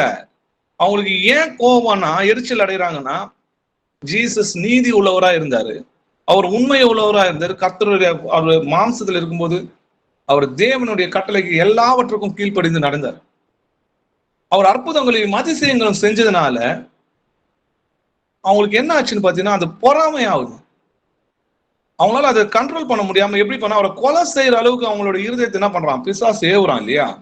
வாசிக்கலாம். யோவான் 7ஆம் அதிகாரம் 19வது வசனம் வாசிக்கலாம். மோசே நியாய பிரமாணத்தை உங்களுக்கு கொடுக்கவில்லையா? அப்படி இருந்தும் உங்களில் ஒருவனும் அந்த நியாய பிரமாணத்தின்படி நடக்கிறதில்லை. நீங்கள் ஏன் என்னை கொலை செய்ய தேடுகிறீர்கள் என்றார். ஆமேன். ஆமேன். அப்போ ஏன் அவங்களை கொலை செய்யறதுக்கு தேடினாங்க? அவருடைய கிரியை நீதி உள்ளதா இருந்துச்சு. அவர் அற்புதங்களும் அதிசயங்களும் செஞ்சு கொண்டு வந்தார். அதை பார்த்தனே உங்களுக்கு பொறாமை வந்தது இல்லையா? இதேதான் அப்போஸ்தலர்கள் மேலேயும் அதே பொறாமை தான், அதே பிசாசோட ஆவி அவங்களை ஏவி விட்டான். வாசிக்கலாம். அப்போஸ்தலர் 5ஆம் அதிகாரம் 15 18 வசனங்கள் வரைக்கும் வாசிக்கலாம். பிணியாளிகளை படுக்கைகளின் மேலும் கட்டில்களின் மேலும் கிடத்தி பேதுரு நடந்து போகையில் அவனுடைய நிழலாகிலும் அவர்களில் சிலர் மேல் படும்படிக்கு அவர்களை வெளியே வீதிகளில் கொண்டு வந்து வைத்தார்கள். சுற்று பட்டணங்களிலும் இருந்து திரளான ஜனங்கள் பிணியாளிகளையும் அசுத்த ஆவிகளால் பாதிக்கப்பட்டவர்களையும் எருசலேமுக்கு கொண்டு வந்தார்கள். அவர்கள் எல்லாரும் குணமாக்கப்பட்டார்கள். அப்பொழுது பிரதான ஆசாரியனும் அவனுடனே கூட இருந்த சதுசேய சமயத்தார் அனைவரும் எழும்பி பொறாமையினால் நிறைந்து அப்போஸ்தலர்களை பிடித்து பொதுவான சிறைச்சாலையிலே வைத்தார்கள். ஆமேன். ஆமேன். இந்த பொறாமை எப்படி ஒரு குருடனா நம்மள ஆக்குதுன்றத பாருங்க. அவருடைய நிழல் பட்டாகிலும், அப்போஸ்தலரோட நிழல் பட்டாலும் அவர்கள் ஸ்வஸ்தமாகும்படியே எடுத்துட்டு வந்து வைக்கிறாங்க. அவங்க எல்லாருமே ஸ்வஸ்தமாகறாங்க. இது தேவனால் உண்டாயிருக்குது. இவ்வளவு பெரிய அற்புதங்கள் செய்யறாரு இல்லையா? ஜீசஸும் எவ்வளவு அற்புதங்களை செய்யறாரு. அவங்களுக்கு நல்லாவே தெரியும், மெசியா வரும்போது குருடனுடைய கண்களை திறப்பாரு, முடவனுடைய கால்களை குணப்படுத்துவாரு, மரித்தோர் உயிரோடு இருந்திருப்பாங்க. இதெல்லாம் தீர்க்க தரிசனம். அப்படி இருந்தும் அது நடைபெற்றும் அவரிடத்துல அன்பு கூறாம விசுவாசிக்காம அவர்கள் கண்ணு குருடானதுக்கு எதுனா காரணம் பாத்தீங்கன்னா, இப்பிரபஞ்சத்தின் தேவன் அவர்களுடைய கண்களை குருடாக்கினான். இந்த பொறாமை அவங்க கண்களை குருடாக்கிச்சு. அதே பொறாமை தான் அப்போஸ்தலர்கள் மேலேயும் அவங்களுக்கு வந்தது. பிரதான ஆசாரியனும் அவனோட கூட இருந்த சதுசேய சமயத்தாரும் எழும்பி பொறாமையினால் நிறைந்து அப்போஸ்தலரை பிடித்து பொதுவான சிறைச்சாலையில் வைத்தாங்க. அப்போஸ்தலர் 13ஆம் அதிகாரம் 44-45 வசனங்கள் வாசிக்கலாம். அடுத்த ஓய்வு நாளிலே கொஞ்சம் குறைய பட்டணத்தார் அனைவரும் தேவ வசனத்தை கேட்கும்படி கூடி வந்தார்கள். யூதர்கள் ஜனக்கூட்டங்களை கண்டபோது பொறாமையினால் நிறைந்து பவுலினால் சொல்லப்பட்டவைகளுக்கு எதிரிடையாய் பேசி விரோதித்து தூஷித்தார்கள். ஆமேன். ஆமேன். கொஞ்சம் குறைய பட்டணத்தார என்ன பண்ண, ஒரு ஓய்வு நாள்ல எல்லாரையும் வர வச்சு தேவ வசனத்தை கேட்கும்படி பவுல் என்ன பண்றாரு? பிரசங்கிக்கிறார். அந்த நிறைய கூட்டங்கள் வருது, அங்க வசனத்தை கேட்கிறாங்கன்னு யூதர்களுக்கு என்ன ஆகுது? ஜன கூட்டங்களை கண்ட போது இன்னும் இவ்வளவு பேர் வராங்களே அப்படின்று பவுல் மேல பொறாமை கொண்டு பொறாமையினால் நிறைந்து பவுல் சொல்லப்பட்ட வசனத்துக்கு என்ன பண்ணாங்க? எதிர்த்து நின்றாங்கன்றத நம்ம பார்க்கிறோம். மாம்சத்துல இருக்கிற எல்லாருக்குமே என்ன இருக்கும்? பொறாமை இருக்கும். இதை ஜெயிக்கணும்னா தேவ ஆவியினாலதான் நம்ம ஜெயிக்க முடியும். அப்போஸ்தலர்களுக்கும் இது இருந்துச்சு. எப்படின்னு பாத்தீங்கன்னா, யாக்கோப்பும் யோவானும் அவர் இடத்துல நாங்க உங்ககிட்ட ஒண்ணு கேட்டுக்கொள்கிறோம், நீ அதை எங்களுக்கு செய்யணும் ஆண்டவரேன்னு சொல்லி ஆண்டவர் கேட்கும்போது, ஆண்டவர் கேட்கிறா உங்களுக்கு என்னப்பா வேணும் அப்படின்னு கேட்கும்போது, அதற்கு அவர்கள் உமது மகிமையிலே எங்களில் ஒருவன் உமது வலது பக்கத்திலும் ஒருவன் இடது பக்கத்திலும் உட்காரும்படி எங்களுக்கு என்ன பண்ணுங்க? அருள் செய்ய வேண்டும் அப்படின்னு கேட்கிறாங்க இல்லையா? அப்போ இதை கேட்கும் போது மற்ற அப்போஸ்தலர்கள் என்ன யோசிச்சாங்க, என்ன நடந்ததுன்றதை நம்ம பார்க்கலாம். மார்க்கு 10ஆம் அதிகாரம் 41 இருந்து 44 வசனங்கள் வரைக்கும் வாசிக்கலாம். மற்ற 10 பேரும் அதை கேட்டு யாக்கோபின் மேலும் யோவானின் மேலும் எரிச்சலானார்கள். அப்பொழுது இயேசு அவர்களை கிட்ட வரச் செய்து, புறஜாதியாருக்கு அதிகாரிகளாக எண்ணப்பட்டவர்கள் அவர்களை இருமாப்பாய் ஆளுகிறார்கள் என்றும், அவர்களில் பெரியவர்கள் அவர்கள் மேல் கடினமாய் அதிகாரம் செலுத்துகிறார்கள் என்றும் நீங்கள் அறிந்திருக்கிறீர்கள். உங்களுக்குள்ளே அப்படி இருக்கலாகாது. உங்களில் எவனாகிலும் பெரியவனாய் இருக்க விரும்பினால் அவன் உங்களுக்கு பணிவிடைக்காரனாய் இருக்க கடவன். உங்களில் எவனாகிலும் முதன்மையானவனாய் இருக்க விரும்பினால் அவன் எல்லாருக்கும் ஊழியக்காரனாய் இருக்க கடவன். ஆமென். ஆமென். அப்போ யோவானும் யாக்கோபும் என்ன சொல்றாங்க? அண்ணன் தம்பி 2 பேரும் ஏசப்பாவோட வலது பக்கத்திலும் இடது பக்கத்திலும் நாங்க வரணும்னு கேட்கும்போது, மற்ற 10 பேரும் அதை கேட்டு யாக்கோபின் மேலும் யோவானின் மேலும் எரிச்சல் ஆனாங்கன்னா, அவங்களுக்கு ஏன் அந்த எரிச்சல் வருதுன்னா பொறாமைனால தான். அப்ப நீ மட்டும் தான் காரணமா? இப்ப நாங்களாம் என்னது அப்படின்ற இந்த மாம்சத்துல இருக்கிறதுனாலதான் என்ன பண்றாங்க? இந்த போட்டி பொறாமை இதெல்லாம் நடக்குது இல்லையா? அப்ப கர்த்தர் என்ன சொல்றா, நீங்க இங்க வாங்கப்பா அப்படின்னு சொல்லிட்டு, நீங்க அப்படிலாம் உங்களுக்குள்ள அப்படி இருக்க கூடாது. உங்களில் எவனாகிலும் பெரியவனா இருக்க விரும்புறியா? அவன் என்ன பண்ணும்? முதல்ல நீ பணிவிடைக்காரனா இருக்கணும். உங்களில் எவனாவது முதன்மையா இருக்க விரும்புனா அவன் எல்லாருக்கும் ஊழியக்காரனா இருக்கணும். நானும் ஊழியம் செய்யறதுக்காக வரல, ஊழியம் கொள்ளும்படி வரல, ஊழியம் செய்யறதுக்கு தான் நான் வந்தேன். நானே நான் அடிமையாக்குனேன். அதே போல நீங்களும் எப்படி இருக்கணும்? அப்படிதான் இருக்கணும்ன்றத அவங்களுக்கு புத்தி சொல்றாரு இல்லையா? இதே பரிசுத்த ஆவியை பெற்ற பிறகு அவங்க எப்படி நடந்துக்கினாங்கன்றது நம்ம பார்க்கலாமா? இதே யோவான் முதல்ல வலது பக்கத்துல இடது பக்கத்துல உட்காரணும்னு கேட்ட யோவானுக்கு என்ன நடக்குது, அவர் எப்ப என்ன செய்யறாருன்றத பாருங்க. தேவ ஆவியில இருக்கிறவங்க எப்பவுமே தன்னை தாழ்த்தி கொண்டிருப்பாங்க. வாசிக்கலாம். 3 யோவான் 1ஆம் அதிகாரம் 9 11 வசனங்கள் வரைக்கும் வாசிக்கலாம்.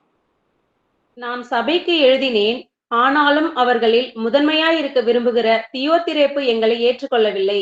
ஆனபடியால் நான் வந்தால் அவன் எங்களுக்கு விரோதமாய் பொல்லாத வார்த்தைகளை அலப்பி செய்து வருகிற கிரியைகளை நினைத்துக் கொள்வேன்.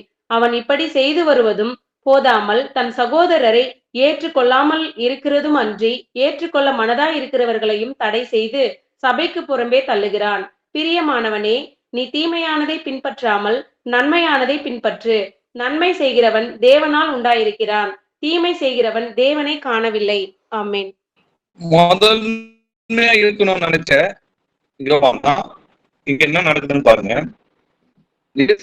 மார்புல சாஞ்சிட்டு இருந்தது.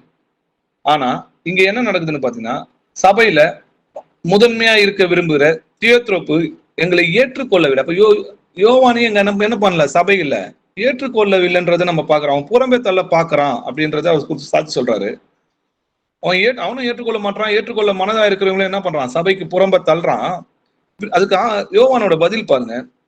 பிரியமானவனே, நீ தீமையை பின்பற்றாமல் நன்மையை பின்பற்று. நன்மை செய்கிறவன் தேவனால் உண்டாயிருக்கிறான், தீமை செய்கிறவன் தேவனை காணவில்லைன்றார். அப்ப என்ன சொல்றாரு? அவனுக்கும் நன்மை செய்யன்றாரு. அங்க விட்டுட்டு போறாரு. நீ அந்த இடத்துல தன்னைத்தான் என்ன பண்றாரு? தாழ்த்திட்டு போறாரு. அங்க அவருக்கு பேசணும்னு நிறைய பேசிருக்கலாம், நான் அப்போஸ்தலர்னு. ஆனா அதெல்லாம் அங்க காட்டிக்கவே இல்லை. தன்னைத்தானே என்ன பண்ணாரு? தாழ்த்தினாரு. மாம்சத்துல இருக்கும்போது அவரோட வலது பட்சத்துல உட்காரணும்னு நினைச்சாரு.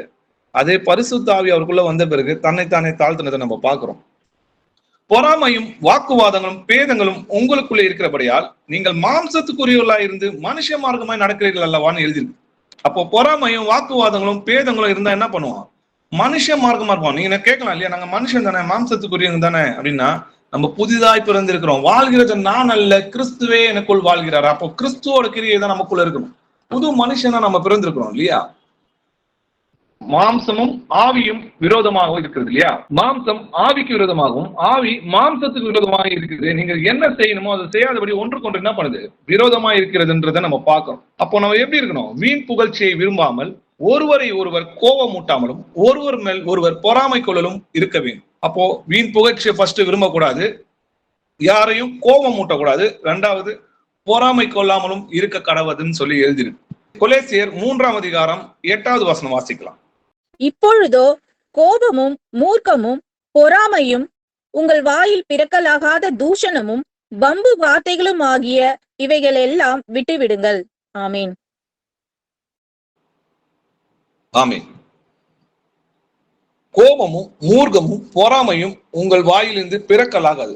தேவையில்லாத வார்த்தைகள் என்ன பண்ணாதீங்க, தூஷணமான வம்பு வார்த்தைகள் எல்லாம் பேசாதீங்க, இவனெல்லாம் விட்டு விலகுங்கள் எழுதியிருக்கு இல்லையா?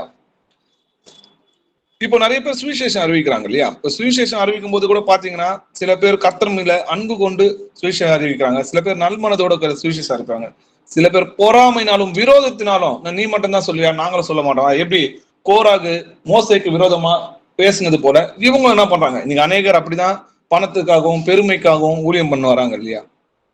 1 தீமோத்தேயு 6ஆம் அதிகாரம் 3-5 வசனங்கள் வரைக்கும் வாசிக்கலாம். ஒருவன் நம்முடைய கர்த்தராகிய இயேசு கிறிஸ்துவின் ஆரோக்கியமான வசனங்களையும் தேவ பக்திக்கேற்ற உபதேசங்களையும் ஒப்புக்கொள்ளாமல் வேற்றுமையான உபதேசங்களை போதிக்கிறவனானால் அவன் இருமாப்பு உள்ளவனும் ஒன்றும் அறியாதவனும் தர்க்கங்களையும் வாக்குவாதங்களையும் பற்றி நோய் கொண்டவனுமாய் இருக்கிறான். அவைகளாலே பொறாமையும் சண்டையும் தூஷணங்களும் பொல்லாத சம்சயங்களும் உண்டாக்கி கெட்ட சிந்தை உள்ளவர்களும் சத்தியம் இல்லாதவர்களும் தேவ பக்தியை ஆதாய தொழில் என்று எண்ணுகிறவர்களுமாய் இருக்கிற மனுஷர்களால் உண்டாகும் மாறுபாடான தர்க்கங்களும் பிறக்கும். இப்படிப்பட்டவர்களை விட்டு விலகு. ஆமீன். ஆமீன். ஒருவன் நம்முடைய கர்த்தராகிய இயேசு கிறிஸ்துவின் ஆரோக்கியமான வசனங்களுக்கு தேவ பக்திக்கேற்ற உபதேசங்களையும் ஒப்புக்கொள்ளாம வேற மாதிரி ஆண்டவருடைய கற்பனைகளுக்கு விரோதமா உபதேசங்களை போதிக்கிறவனானார். சில பேர் பாத்தீங்கன்னா கர்த்தருக்கே போதிக்கத்தக்கவங்களா இருப்பாங்க. அது அந்த காலத்துல அவர் சொன்னது கரெக்ட், இப்ப அப்படிலாம் ஃபாலோ பண்ண முடியாதுன்னு. அவங்க வேற யாருமே இல்லை, கர்த்தருக்கு போதிக்கத்தக்க அறிவாளிங்க. அப்படி இவங்க கிட்ட எல்லாம் போய் நம்ம தர்க்கம் பண்ணா என்ன ஆகும்னு பாத்தீங்கன்னா வாக்குவாதம் வரும். அவங்க இந்த வாக்குவாதங்களை குறித்து நோய் கொண்டவனா இருப்பான். தேவனை பற்றி அறியதற்கு அவங்களுக்கு மனது இல்லாதனால கர்த்தர் என்ன பண்ணாரு, இவங்களெல்லாம் பொல்லாதது அசுத்தமானதுக்கு கர்த்தர் ஒப்புவிப்பாருன்றதை நம்ம படிக்க போறோம். அப்போ இதனால என்ன நடக்கும் பாத்தீங்கன்னா பொறாமைகளும் சண்டைகளும் தூஷங்களும் அப்போ இதெல்லாம் நடக்கும். அதனால ஆண்டவர் என்ன சொல்றாரு, தேவ பக்தியை ஆதாய தொழில் என்று எண்ணுகிற மனுஷரால் உண்டானும் மாறுபாடான தர்க்கம் தான் பிறக்கும். அதனால இவங்களெல்லாம் விட்டு நீ என்ன பண்ணு, விலகுன்னு ஆண்டவர் நமக்கு கட்டளை கொடுக்கிறார். இப்படி தேவனை அறியும் அறிவை பற்றி கொண்டு இருக்க அவருக்கு மனது இல்லாதனால கர்த்தர் என்ன பண்ணுவாரு, அசுத்தத்துக்கு சாத்தான இடத்துல அவங்களை ஒப்பு கொடுப்பாரு. வாசிக்கலாம். ரோமர் 1ஆம் அதிகாரம் 28-32 வசனங்கள் வரைக்கும் வாசிக்கலாம். தேவனை அறியும் அறிவை பற்றி கொண்டிருக்க அவர்களுக்கு மனதில்லாதிருந்தபடியால் தகாதவைகளை செய்யும்படி தேவன் அவர்களை கேடான சிந்தைக்கு ஒப்பு கொடுத்தார். அவர்கள் சகலவித அநியாயத்தினாலும் வேசித்தனத்தினாலும் துரோகத்தினாலும் பொருளாசையினாலும் குரோதத்தினாலும் நிறையப்பட்டு பொறாமையினாலும் கொலையினாலும் வாக்குவாதத்தினாலும் வஞ்சகத்தினாலும் வன்மத்தினாலும் நிறைந்தவர்களுமாய் புறங்கூறுகிறவர்களுமாய் அவதூறு பண்ணுகிறவர்களுமாய் தேவ பகைஞருமாய் திராகிருதம் பண்ணுகிறவர்களுமாய் அகந்தை உள்ளவர்களுமாய் வீம்புக்காரருமாய் பொல்லாதவைகளை யோசித்து பிணைக்கிறவர்களுமாய் பெற்றோருக்கு கீழ்ப்படியாதவர்களுமாய் உணர்வில்லாதவர்களுமாய் உடன்படிக்கைகளை மீறுகிறவர்களுமாய் சுபாவ அன்பில்லாதவர்களுமாய் இணங்காதவர்களுமாய் இரக்கம் இல்லாதவர்களுமாய் இருக்கிறார்கள். இப்படிப்பட்டவர்களை செய்கிறவர்கள் மரணத்திற்கு பாத்திரராய் இருக்கிறார்கள் என்று தேவன் தீர்மானித்த நீதியான தீர்ப்பை அவர்கள் அறிந்திருந்தும் அவைகளை தாங்களே செய்கிறதும் அல்லாமல் அவைகளை செய்கிற மற்றவர்களிடத்தில் பிரியப்படுகிறவருமாய் இருக்கிறார்கள். ஆமேன். தேவனை அறியும் அறிவை பற்றி கொண்டிருக்க அவர்களுக்கு மனதில்லாதபடியினால், அப்போ இயேசு கிறிஸ்துவை தேவன் என்றும் அவரை மேலும் மேலும் அவர் எப்படிப்பட்டவர், அவர் அன்புள்ளவர், அவர் உண்மை உள்ளவர், பரிசுத்தம் உள்ளவர் என்றதை அவரை தேடி தேடி அவர் எப்படிப்பட்ட குணதிசயம் உள்ளவர், ஏன் இதை செஞ்சாரு, எதுக்கு செஞ்சாருன்னு அவரோட அன்பை தேடி தேடி அவர் அறிந்து கொள்ளணும்னு நினைக்கிற எல்லாருக்குமே கர்த்தர் நல்லவர். தம்மை தேடுகிறவருக்கும் நமக்காக காத்து கொண்டிருக்கும் கர்த்தர் நல்லவர் என்றதை நம்ம பாக்குறோம். ஆனா தேவனை அறியும் அறிவை பற்றி கொண்டிருக்க அவங்களுக்கு மனது இல்லைன்னு வைங்களேன், கர்த்தர் என்ன பண்ணுவார்னா தகாதவர்களை செய்யும்படி தேவன் என்ன பண்ணுவாரு, அவர்களை கேடான சிந்தைகளுக்கு ஒப்பு கொடுப்பார். அந்த தேவனை அந்த அன்பு, தேவன் மேல அந்த அன்பு இருக்கணும். தேவனுடைய கர்த்தராகிய இயேசு கிறிஸ்துவிடத்தில் ஒருவன் அன்பு கூறாமல் போனால் அவன் சபிக்கப்பட்டவன் சொல்லி நம்ம வாசிக்கிறோம் இல்லையா? அப்போ அந்த அன்பு கூறாம அவரது பெருமைக்காகவும் மேட்டுமைக்காகவும் பணத்துக்காகவும் புகழ்ச்சிக்காகவும் இந்த மாதிரி தேவனை தேடாம அழிஞ்சு போற பொருட்களுக்காக ஊழியம் செஞ்சுட்டு அவங்களை தேடுறவங்களுக்கு, அவளை பத்தி புரிஞ்சுக்காம இருக்கிறவங்களுக்கு எல்லாம் கர்த்தர் என்ன பண்ணுவாராம், அசுத்தத்துக்கும் தகாதவைகளுக்கும் கேடான சிந்தைக்கும் ஒப்பு கொடுப்பார். அப்போ கர்த்தரிடத்துல முழு இருதயத்தோட அன்பு கூறணும், அவரை பத்தி எதனா புதுசா தெரிஞ்சுக்கணும், வேதத்தை ஆராயணும். அப்பதான் வேதத்தை ஆராயதுனால்தான் நற்குணசாலி ஆனாங்கன்னு எழுதிருக்கு. அப்போ நம்மளோட சிந்தையை கர்த்தர் என்ன பண்ண பரிசுத்தத்துக்கு ஒப்பு கொடுப்பாரு. இதை வேதத்தை படிக்கிறதுக்கும் வசனத்தை கேட்கறதுக்கும் காது இல்லாம இந்த உலகத்துக்கு அடிமை ஆகணும்னு அவங்க கேட்கறதுக்கு மனது இல்லைன்னு வைங்களேன். இப்போ ஜீசஸ் சொல்றாரு, நீங்க ஏன் என் வசனத்தை கேட்க மாட்டீங்க, உங்களுக்கு கேட்கறதுக்கு மனது இல்லாதனால தானே அப்படின்றாரு. அப்ப இவன் தச்சனோட பையன் தானே, இவனுக்கு எங்க இருந்து இங்க ஞானம் வந்தது? அது எதனால பாத்தீங்கன்னா உங்களுக்கு பெருமையும் இயேசு கிறிஸ்து மேல வந்த பொறாமையினால தான் உங்களுக்கு என்ன கேட்கறதுக்கே மனது இல்லை. அதனால கர்த்தர் என்ன பண்றான், கேடான சிந்தைக்கு ஒப்பு கொடுத்து அநியாயத்தினாலும் வேசித்தனத்தினாலும் பொருளாசையினாலும் பொறாமையினாலும் கொலையினாலும் வாக்குவாதத்தினாலும் வஞ்சகத்தினாலும் புறம் கூறுது அவக்கூறு இப்படி எல்லாமே தேவ பகையினருமா இருந்து வீம்புக்காரரா இருக்கிறாங்க. பொல்லாததைகளை யோசித்து பிணைக்கிறவங்களா என்ன யோசிக்கிறாங்கன்னா, பொல்லாததை யோசித்து பிணைக்கிறவமா இருக்கிறாங்க. பெற்றோருக்கு கீழ்ப்படியாதவங்களா இருக்கிறாங்க. சுபாவ அன்பு இல்லாதவர்களும் உணர்வு இல்லாதவர்களும் உடன்படிக்கை மீறுகிறவர்களாகவும் இணக்கம் இல்லாதவர்களும், அதாவது தாழ்மை இல்லாதவங்க, இரக்கம் இல்லாதவங்களுமா இருக்காங்க. இதனாலதான் அவங்க ஏழைகளுக்கு கூட கொடுக்கறதுக்கு இருதயம் இல்லை. இப்படிப்பட்டவங்க மரணத்துக்கு பாத்திரனா இருக்கிறாங்க இல்லையா, இவங்க யாரு கூட போய் ஒட்டிப்பாங்கன்னு பாத்தீங்கன்னா, இதே மாதிரி மத்தவங்க செய்யறாங்க இல்லையா, அவங்க மேல இவங்க பிரியமா இருப்பாங்க. மரணத்துக்கு பாத்திரராய் இருக்கிறார் என்று தேவன் தீர்ப்பித்த நீதியான தீர்ப்பை அவர்கள் அறிந்திருந்தோம். அவங்க தெரியாமலாம் செய்யல, அதை தெரிந்திருந்தோம் இதே மாதிரி செய்யறவங்க கூட என்ன பண்ணுவாங்க, ஆள் சேர்த்துப்பாங்க, அவங்க கூட போய் சேர்ந்துப்பாங்க. உங்களுக்குள்ளே யுத்தங்களும் சண்டைகளும் எதனால வருகிறது? உங்கள் அவயங்களில் போர் செய்கிற இச்சையினால தானே. நீங்கள் இச்சித்து உங்களுக்கு கிடைக்கல, நீங்கள் கொலை செய்தும் பொறாமை உள்ளவர்களா இருந்து அடையக்கூடாம போனீங்க. நீங்கள் சண்டையும் யுத்தமும் பண்ணி நீங்கள் விண்ணப்பம் பண்ணாது இருக்குதுனாலே உங்களுக்கு சித்திக்கவில்லை. உங்களோட ஜெபம் ஏன் கேட்க மாட்டுதுன்றாரு. உங்களுக்குள்ள ஏன் சண்டை நடக்குது? உங்களுக்குள்ள இச்சையும் அந்த இச்சையினால உண்டாகிற பொறாமையும் இதனாலதான் உங்களுக்கு என்ன பண்ண மாட்டுது, ஒருவருக்கு ஒரு விரோதமா நீங்க போர் செஞ்சுட்டு அப்புறம் ஏசப்பா எனக்கு இதை கொடுங்க, எனக்கு இது நடக்கல அப்படின்னா அது எப்படி கிடைக்கும்? உன் இருதயத்தில் அக்கிரம சிந்தை கொண்டிருந்தேயானால் ஆண்டவர் உனக்கு செவி கொடுக்க மாட்டார்னு எழுதியிருக்கு. ஒருவனும் தேவனுடைய கிருபை இழந்து போகாதபடிக்கு யாதொரு கசப்பான வேர் முளை திரும்பி கலக்கம் உண்டாக்கினால் உங்களை தீட்டுப்படுத்தும். யாதொரு கசப்பான வேர்னு இருக்கு இல்லையா, அதுல பொறாமை ரொம்ப முக்கியம். அது வந்து அடுத்த நாளே கர்த்தர் என்ன பண்ணாருன்னு பாத்தீங்கன்னா, விலகி பொல்லாத ஆவியை சவுலுக்குள்ள அனுப்புறாருன்றதை நம்ம பார்க்கிறோம். யாக்கோப்பு 3ஆம் அதிகாரம் 14 16 வசனங்கள் வரைக்கும் வாசிக்கலாம். உங்கள் இருதயத்திலே கசப்பான வைராக்கியத்தையும் விரோதத்தையும் வைத்தீர்களானால் நீங்கள் பெருமை பாராட்டாதிருங்கள். சத்தியத்திற்கு விரோதமாய் பொய் சொல்லாமல் இருங்கள். இப்படிப்பட்ட ஞானம் பரத்திலிருந்து இறங்கி வருகிற ஞானமாயிராமல் லௌகீக சம்பந்தமானதும் ஜென்ம சுபாவத்துக்குரியதும் பேய்த்தனத்துக்கு அடுத்ததுமாய் இருக்கிறது. வைராக்கியமும் விரோதமும் எங்கே உண்டோ அங்கே கலகமும் சகல துர்ச்செய்திகளும் உண்டு. ஆமீன். உங்கள் இருதயத்துல கசப்பான வைராக்கியம் என்னது? கோபம், விரோதம், வைராக்கியம், பொறாமை, மாம்சத்தின் கிரியைகள் பாக்குறோம் இல்லையா, இதெல்லாம் வச்சு நான் நீங்க பெருமை பாராட்டாதீங்க. சில பேர் சொல்லுவாங்கல்ல, நான் உங்கள்கிட்ட பேசி 5 வருஷம் ஆகுது பிரதர். இது அனைத்தும் பொறாமையினால் உண்டாயிருக்கு. இப்படிப்பட்ட ஞானம் பரத்திலிருந்து இறங்கி வருகிற ஞானமா இல்லாம லௌகீக சம்பந்தமானது. லௌகீக சம்பந்தம் யாரு? இது பிதாவினால் உண்டானது அல்லனா இது யாரால உண்டாயிருக்குது? பிசாசினால் உண்டாயிருக்கு. இந்த உலகத்தின் அதிபதியால் உண்டாயிருக்குது. ஜென்ம சுபாவத்துக்குரியதும் பேய்த்தனத்துக்கு அடுத்ததுமா இருக்குதுன்னு ஓப்பனா எழுதியிருக்கிறார். இப்போ வைராக்கியமும் விரோதமும் எங்க உண்டோ அங்கே கலகமும் சகல துர்ச்செயலும் உண்டாயிருக்கும். இதுக்கு ஆணி வேறுனான்னு பாத்தீங்கன்னா பொறாமை. அப்போ பிசாசு உங்களுக்குள்ள இருக்கிறானான்றதை எப்படி ஆராய்ந்து பார்க்கணும்? நமக்குள்ள ஆண்டவருடைய வசனத்தின்படி நடக்கிறதுக்கான நமக்கு இருதயத்துல அன்பு இருக்குதா, நம்ம சகோதரத்துல அன்பு கூடுறோமா அப்படின்றத நம்மை நாமே சோதி தெரிஞ்சு பார்க்கணும். அப்போ மரம் நல்லதென்றால் கனிகளும் நல்லது என்று சொல்லி எழுதிருக்குது. அப்போ நம்மை நாமே சோதி தெரிந்து நம்ம கிட்ட கர்த்தர் இருக்கிறாரா இல்ல யாருடைய சத்தத்தினால நம்ம நடக்கிறோம்? பேசுகிறது யாரு? கர்த்தரா, கர்த்தருடைய சத்தமா இதுன்றத சோதி தெரிந்து பாருங்கன்றார். இயேசு கிறிஸ்து உங்களுக்குள் இருக்கிறாரா? சோதி தெரிஞ்சு பாருங்க, இது கர்த்தருடைய சத்தமா, கர்த்தர் இதுக்கு நம்மளுக்கு அனுமதி கொடுக்கிறாரா, இதை நம்ம பேசுறோமே இது கர்த்தருடைய சத்தமான்றதை கேட்டு பாருங்க. அன்றியும் நாம் ஒருவருக்கு ஒருவர் அவயங்களா இருக்கிறபடியால், நம்மளாம் எப்படி இருக்கிறோமா, ஒன்றுக்கொன்று அவயங்களா இருக்கிறபடியால் பொய்யை கலைத்து அவனவன் பிறனுடனே மெய்யை பேச கடவன் சொல்லி எழுதிருக்கு. ஏன்னா பொய் பேசுகிறவன் பிசாசினால் உண்டாயிருக்கிறான்னு சொல்லி எழுதிருக்கு. நீங்கள் கோபம் கொண்டாலும் பாவம் செய்யாதிருங்கள்னு எழுதிருக்கு. கோபம் வரதான் செய்யும், ஆனா அந்த கோபம் சூரியன் அஸ்தமிக்கிறதுக்காடி என்ன பண்ணணும், அது எரிச்சல் உங்களுக்கு தனிய கடவுள். அப்படி தனியிலன்னா தேவனோட ஆவி நம்ம விட்டு வெளியே போயிடுவாரு. மறுநாள் பொல்லாத ஆவி சவுலுக்குள் வந்தது போல நமக்குள்ளும் வரும். சில பேருக்கு தேவனோட ஆவி நம்ம விட்டு விலகி போனதே தெரியாது. சிம்சோனுக்கு தெரியல, தேவ ஆவி அவரை விட்டு வெளியே போனது தெரியல. அவருடைய கண்ணு இனிமையா இருந்துச்சுன்னு சொல்றாரு. அந்த பெலிஸ்தரோட பெண்ணை பார்க்கும்போது இந்த கண் எனக்கு இனிமையா இருந்தது அப்படின்னு அவர் சொல்றாரு.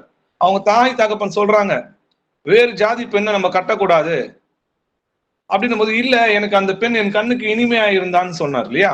அந்த கண்ணை புடுங்கினதுக்கு அப்புறம் தான் என்ன தெரிஞ்சது, அவருக்கு புத்தி வந்தது இல்லையா. உன் கண் உனக்கு இடல் ஆக்கினால் அதை பிடுங்கி போடு நம்முடைய கர்த்தர் அதனால்தான் சொல்றார். அப்போ சகல விதமான கசப்பும் கோபமும் மூர்க்கமும் கூக்குரலும் தூஷணமும் மற்ற எந்த துர்குணமும் உங்களை விட்டு நீங்க கடவுது. ஏன்னா நான் அநியாயக்காரனா இருந்தேன், நான் அக்கிரமக்காரனா இருந்தேன், நான் துன்மார்க்கனா இருந்தேன், கர்த்தர் என்னை சிலுவையினோட அவருடைய ரத்தத்தினால என்னை மன்னித்தார். அப்ப நம்மளும் எப்படி இருக்கணும், ஒருவருக்கு ஒருவர் தயவாயும் மன உருக்கமாயும் இருந்து கிறிஸ்துவுக்குள் தேவன் உங்களுக்கு மன்னித்தது போல நீங்களும் ஒருவருக்கு ஒருவர் மன்னிங்க. மன்னிச்சு அவங்களுக்காக ஜெபம் பண்ணாதான் அந்த பொறாமை நம்மளை விட்டு வெளியே போகும். உங்கள் சத்துருக்களை ஆசீர்வாதிங்கள்னு சொல்லி எழுதியிருக்கு. இது சும்மா ஆண்டவர் சொல்லல, அதை நீங்க செஞ்சா மட்டும்தான். மத்தேயு 5:44 வசனத்தின்படி நீங்க செஞ்சா மட்டும்தான் நம்ம இருதயம் சுத்தமாகும். நம்ம சத்துருக்களை நம்ம சிநேகிக்கணும், அவங்களுக்காக ஜெபம் பண்ணணும், அவங்கள ஆசீர்வதிக்கணும், அவர்களை மன்னிக்கணும், அவர்களுக்கு நம்மால் முயன்றது நன்மை செய்யணும். 1 பேதுரு 2:1-3 வசனங்கள் வரைக்கும் வாசிக்கலாம்.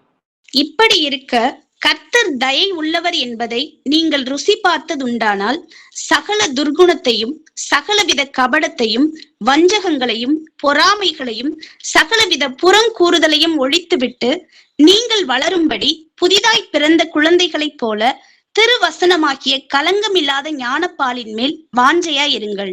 ஆமென். கர்த்தர் நல்லவர் என்பதை ருசித்து பார்த்தோம் இல்லையா நம்ம போன வாரம். அவர் எல்லா விஷயத்திலும் கிருபையும் உண்மையும் நீதி உள்ளவராய் இருக்கிறது நம்ம பார்த்தோம். நம்ம துன்மார்க்கனா இருக்கும் போதே நமக்காக ஜீவனை கொடுத்த நல்ல தேவன் அவர். சகல துர்குணத்தையும், அப்போ கர்த்தர் நல்லவர் என்பதை நீங்க ருசித்து தான் நம்ம எல்லாரும் ஞானஸ்தானம் எடுத்தோம். அப்போ சகல துர்குணத்தையும் சகலவித கபடத்தையும் வஞ்சகத்தையும், கபடற்றவர்களாய் இருங்கன்னு ஆண்டவர் சொல்றார் இல்லையா. பொறாமைகளையும் சகலவித புறம் கூறுதலையும் முதல்ல ஒழித்துட்டு நீங்க என்ன பண்ணுமா, புதிதாய் வளரும்படி பிறந்த குழந்தையை போல, எப்படி ஒரு குழந்தை தாய்ப்பால் மேல வாஞ்சையா இருக்குமோ அது போல திருவசனமாகிய கலங்கம் இல்லாத ஞானப்பால் மேல நம்ம எப்படி இருக்கணும், வாஞ்சையா இருக்கணும். அதுக்கப்புறம் அந்த குழந்தை வளர்றது போல நம்மளும் கர்த்தருக்குள் வளரணும். அப்போ அசதியாயிராமல் ஜாக்கிரதையாயிருங்கள், ஆவியிலே அனலாயிருங்கள், கர்த்தருக்கு ஊழியம் செய்யுங்கள் எழுந்திருக்கு. எதனாலனா நித்திரையை விட்டு எழுந்திருக்கத்தக்க வேலையாயிற்று. கர்த்தராகிய இயேசு கிறிஸ்துவோட வருகை சமீபமாயிற்று. நாம் காலத்தை அறிந்தவர்களாய் இப்படி நாம் நடக்க வேண்டும். இப்ப நம்ம யுத்தங்களின் செய்திகளையும் நம்ம பார்க்கிறோம். அந்த 6000 வருஷம் முடிகிறதையும் நம்ம பார்த்து கொண்டு வருகிறோம், ஆராய்ந்து கொண்டு வருகிறோம். நாம் விசுவாசிகளான போது ரட்சிப்பு சமீபமாய் இருந்ததை பார்க்கிறோம். இப்போது அது எப்படி இருக்குன்னா நமக்கு அதிக சமீபமாய் இருக்கிறது.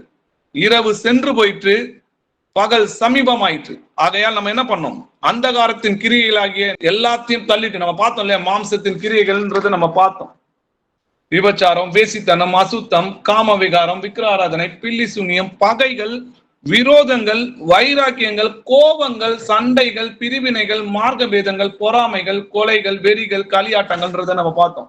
இந்த கிரியையெல்லாம் நம்ம தள்ளி விட்டுட்டு ஒளியின் ஆயுதங்களை தரித்துக் கொள்ளுகிறோம். ஒளியின் ஆயுதம் என்னது? விசுவாசம், அன்பு, தேவனுடைய வசனம், சுவிசேஷம் என்கின்ற பாதரட்சி. இதை எடுத்துட்டு தேவ வசனத்தை ஆராய்ந்து கர்த்தரை தேடுகிறதுல நம்ம நேரத்தை ஒதுக்கிட்டு அவருக்காக காத்திருந்து ஒரு தனி அறையில அவருக்காக ஜெபம் பண்ணி அவர்கிட்ட கேளுங்க. அவர் நிச்சயமா நம்ம கிட்ட பேசுவார். அவர் கல்லோ மரமோ கிடையாது, அவர் ஜீவன் உள்ள தேவனா இருக்கிறார். அவர் பேசுகிறத நீங்க உணர்ந்து கொள்ளுங்க. காது உள்ளவன் எவனோ கேட்க கடவன் சொல்லி எழுதியிருக்கு. களியாட்டம், வெறி, வேசித்தனம், காம விகாரம், வாக்குவாதங்கள், பொறாமைகள்னு எழுதியிருக்கு. அப்படி இதுல எல்லாம் நடக்காம பகலில் நடக்கிறவர் போல சீராய் நடந்து கொள்ளுங்க. துர் இச்சைக்கு இடமாக உடலை பேணாமல் இருந்து கர்த்தராகிய இயேசு கிறிஸ்துவை தரித்துக் கொள்ளுங்கன்னா அன்பை தரித்துக் கொள்ளுங்க. எல்லார் இடத்திலும் முடிந்தவரை யாவரோடும் சமாதானமா இருங்க. நீங்கள் கோபம் கொண்டாலும் என்ன பண்ணாதீங்க, பாவம் செய்யாதீங்க. கர்த்தரிடத்தில் சமாதானமா இருங்க, அவரிடத்தில் மன மகிழ்ச்சியா இருங்க. அதுதான் நம்முடைய பலன். ஆமென். அப்பா, உம்மை துதிக்கிறோம், உம்மை போற்றுகிறோம். நீ நல்லவர், வல்லவர், இரக்கம் உள்ளவர், நீதி உள்ளவர், கிருபை உள்ளவர், பரிசுத்தம் உள்ள தேவனே உம்மை துதிக்கிறோம். ஏசப்பா, எங்களுக்காக மனிதனாய் பிறந்து எங்களுக்காக ஜீவனை கொடுத்திருக்கத்தாவே, அதுக்காக உமக்கு நன்றி செலுத்துகிறோம் ராஜா.